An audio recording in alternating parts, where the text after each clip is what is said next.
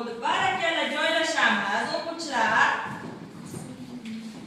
Shunda bizda hozircha 4 ta so'z hosil bo'ldi. Bu yerda yana so'zimiz bor. Kim chiqadi? Guljan, Sarvar. Qani? Tez. Guljan va B harfi.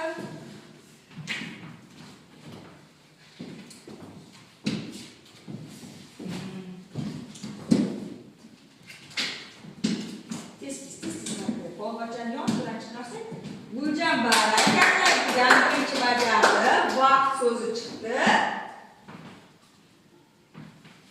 Qani? Tartib so'zi hosil bo'ldi. Ana bizda so'zlarimiz nima bo'ldi? Hosil bo'ldi. Nimalardan? Harflardan.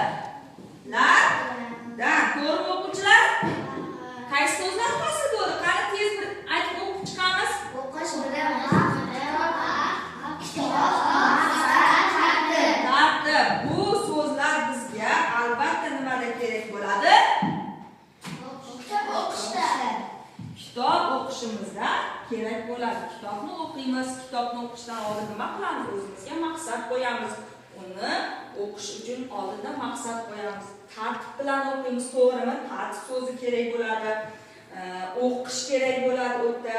Uni o'qish uchun bilimimiz hojat bo'ladi va albatta kitobga o'qish uchun yana vaqt kerak bo'ladi. Biz kitobni o'qish uchun mana shu so'zlardan nima qilar ekanmiz? Foydalanar ekamiz, oldimizga maqsad qo'yib. To'g'rimi o'quvchilar? Barakalla, bugun sizlar bilan kitobni qanday o'qish kerak mavzusidagi foydalangan metodlarimiz